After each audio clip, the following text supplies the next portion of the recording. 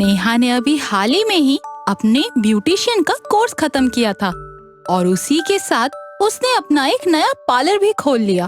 उसने अपने पार्लर का नाम एक्सपर्ट्स पार्लर रख दिया और बाहर एक चार्ट लगा दिया जिसपे हर चीज के रेट्स लिख दिए और अपने साथ कुछ और लड़कियों को भी रख लिया। मैम, आपने हर चीज का रेट इतना कम क्यों रखा है? ऐसे तो हमारा मुनाफा कम होगा। अरे बेवकूफ, यही टेक्निक तो काम आती है लोगों को अपनी तरफ आकर्षित करने के लिए। अब तुम बस देखती जाओ कि हमारा पार्लर नए होने के बावजूद कुछ ही दिनों में सबसे ज्यादा चलने लगेगा और जब कस्टमर्स बहुत मात्रा में आने लगेंगे तब हम रेट्स बढ़ाना चालू कर देंगे।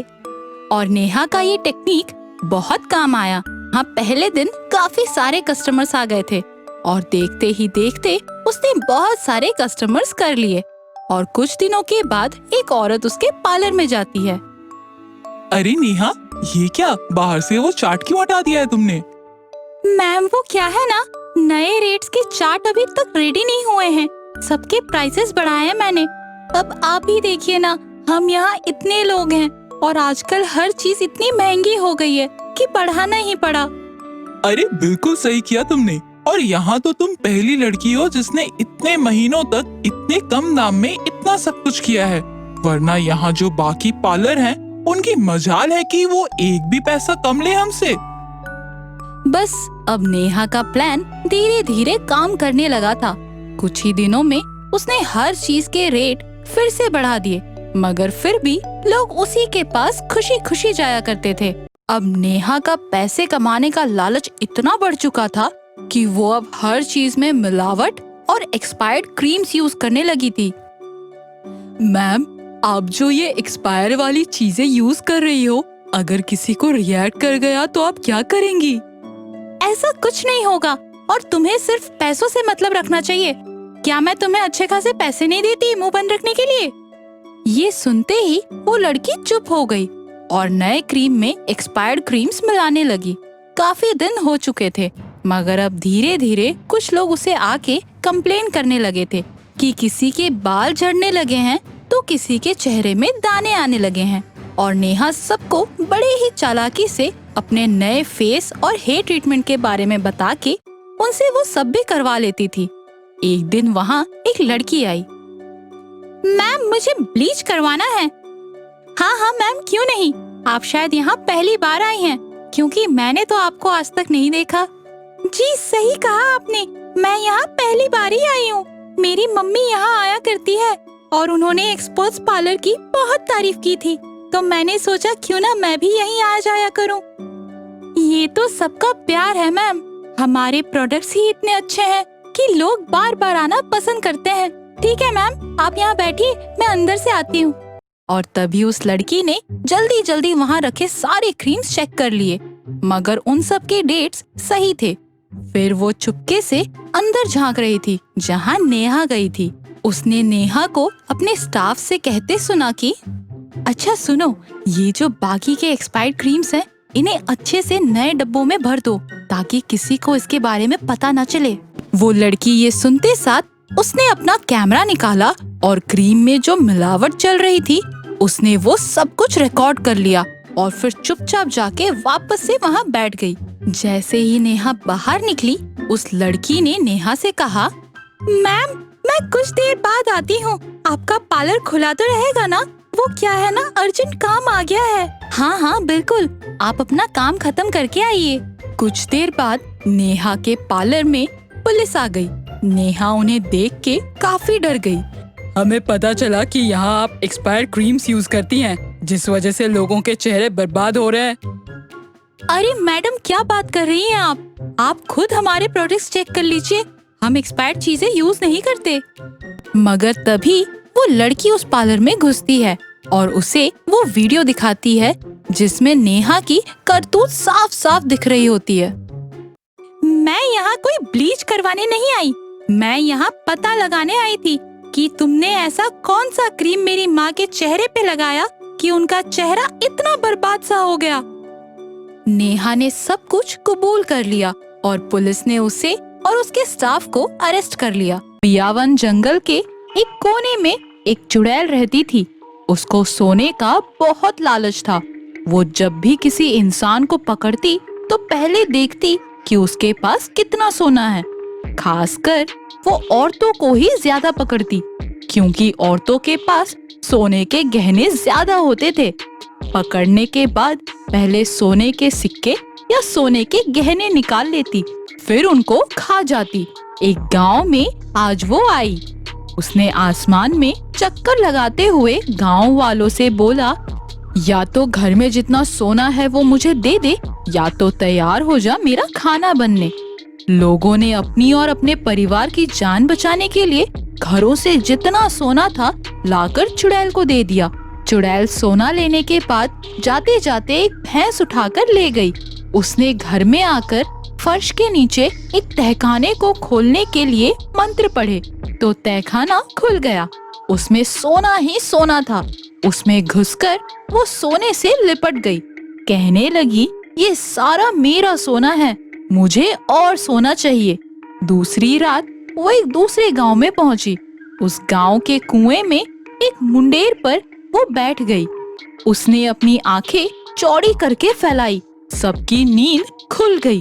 चुड़ैल की आवाज गूंजी, सभी कुएं पर चले आओ, नहीं तो मैं कुएं का पानी सोख लूंगी। डरे कांपते सब कुएं पर आ गए। चुड़ैल कहती है, तुम्हारे गांव को तबाह बर्बाद कर सकती हूँ, नमूना खुद अपनी आँखों से देखो।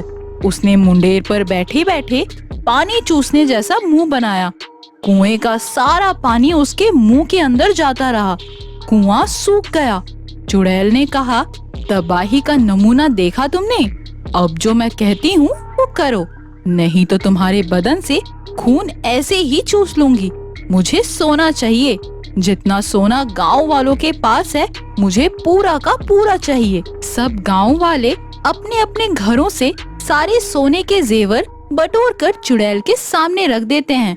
चुड़ैल ने सोने के जेवरों को पानी की तरह मुंह से चूस लिया। जाते जाते उसने एक बैल उठा लिया, फिर गोते लगाती हुई आसमान में उड़ चली। अपने घर आकर उसने तहखाने में सोना उगल दिया और भैंसे को खाने लगी। खाने के बाद वो सोचने लगी कि इस तरह गांव से सोना हड़पने से भी उसके तहखाने की तिजोरी जल्दी नहीं भरेगी। उसने एक जादुई पानी बनाने का सोचा, जिसको छिड़कने से कुछ भी सोने में बदल जाएगा। वो अपने दोनों हाथ घुमाने लगी। 10 कटे हाथ तुरंत से आ गए। हाथों को उसने आदेश दिया, पतीला ले आओ। 10 हाथ एक बड़ा सा पतीला उठाकर हवा में लटके रहे। फिर उन हाथों ने चूल्हा बनाया, उस पर पतीले को रखा, उसमें पानी डाला, चूल्हे में आग जला दी। चुड़ैल जादू मंत्र पढ़ते जा रही थी। चांद की सुनहरी रोशनी टूटकर उस पतीले में घुल गई।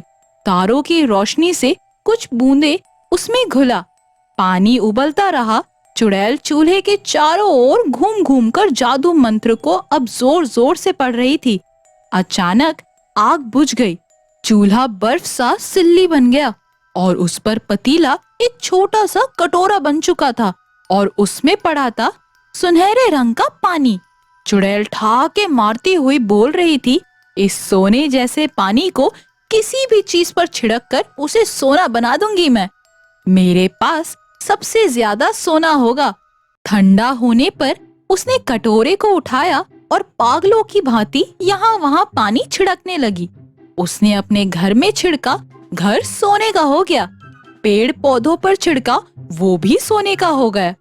पत्थरों पर छिड़का, वो भी सोने के हो गए। वो चीख रही थी कि दुनिया की सारी चीजों को वो सोना बना देगी और सिर्फ वो अकेले रह जाएगी सोने की दुनिया में। उसने जोश में अपना हाथ ऊपर कर दिया। कटोरे का पूरा सुनहरा पानी उसके सर पर आ गिरा। पलक झपकते ही चुड़ैल सोने की बेजान मूर्ति बन गई।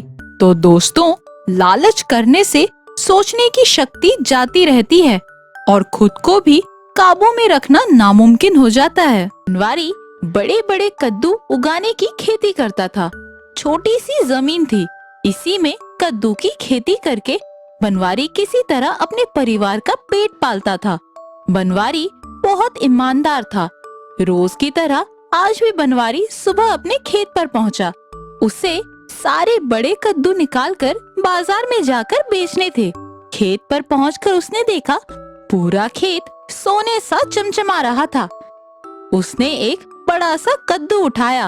अरे ये क्या, ये कद्दू तो सोने की तरह चमचमा रहे हैं। कहीं ये सारे कद्दू सोने के तो नहीं बन गए?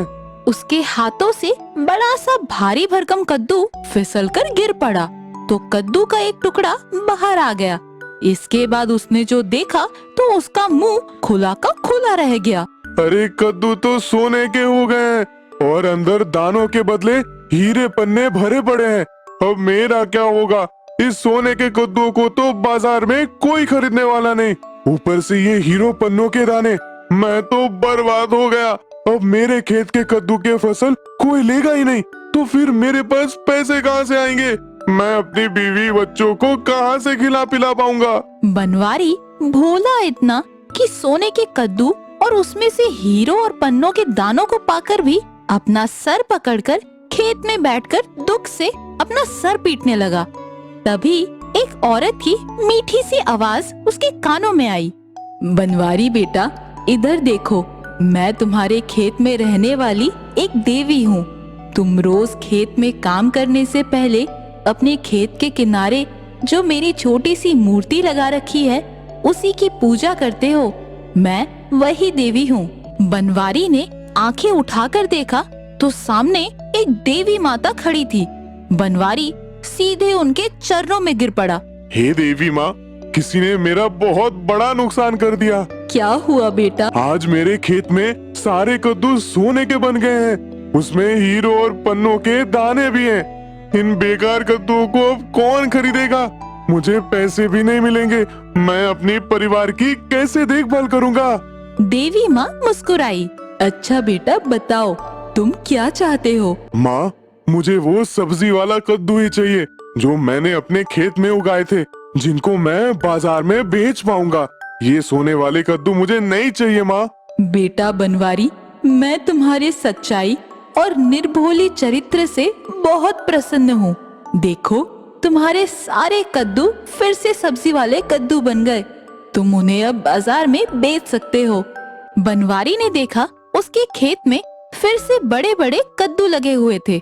बनवारी बहुत खुश हुआ। वो देवी माँ का शुक्रिया अदा करने के लिए जैसे ही पीछे मुड़ा तो देखा कि वहाँ कोई नहीं था। देवी माँ जा चुकी थी। उसने खुशी खुशी खेत के बड़े बड़े कद्दू निकाले और बाजार में बेचकर हल्के मन से अपने घर पहुँचा। ओ श्रवण की माँ, सुनती हो? तब उसने श्रवण की माँ यानी कि अपनी बीवी को सारी घटना सुनाई। उसकी बीवी ने बड़े आदर से मन ही मन देवी माँ को प्रणाम किया। श्रवण के बापू, तुमने आज बहुत अच्छा काम किया। जो चीज हमने बनाई ही नहीं उस पर अपना कैसा अधिकार? तुमने तो सब्जी वाले कद्दू उगाए थे, सोने के कद्दू तो उगाए ही नहीं थे। बहुत अच्छा किया जो देवी माँ को सोने के कद्दू वापस दे दिए। फिर दोनों अपने बेटे के साथ खुशी खुशी रात का खाना खाकर सो गए। रात में देवी माँ एक साथ बनवारी और उसकी बीवी के सपने में आई। तुम दोनों रोज मेरी पूजा करते रहे। आज तुम दोनों की मैंने परीक्षा ली। तुम दोनों परीक्षा में खरे उतरे। मैं भी बहुत खुश हूँ कि मेरी पूजा करने वाले तुम जैसे लोग बड़ी सच्चाई, ईमानदारी और मेहनत से अपना जीवन गुजारते हैं। देखो, कल सुबह तुम्हारे खेत में सिर्फ एक ही बड़ा सा सोने, हीरे और पन्नों के दानों से भरा कद्दू होगा। उसे तुम मेरा आशीर्वाद समझकर रख लेना। ये कहकर देवी माँ गायब हो गई। दोनों की आंखें भी खुल गई। तब तक भोर हो चली थी। दोनों खेत पर पहुँचे तो देखा सचमुच एक हीरे, पन्नों के दानों से भरे सोने का एक बड़ा सा कद्दू उगा हुआ था। इसके बाद बनवारी की गरीबी दूर हो गई। उसने लोगों के लिए अस्पताल और स्कूल बनवाए। गरीबों की मदद में कोई कसर नहीं छोड़ता, लेकिन उसने मेहनत करना कभी नहीं छोड़ा। तो दोस्तों, इस कहानी से हमें ये सीख मिलती है कि जो चीज हम मेहनत से तैयार करते हैं सिर्फ उसी पर अपना अधिकार होता है। मेहनत करते रहो, मगर फल की चिंता कभी मत करो।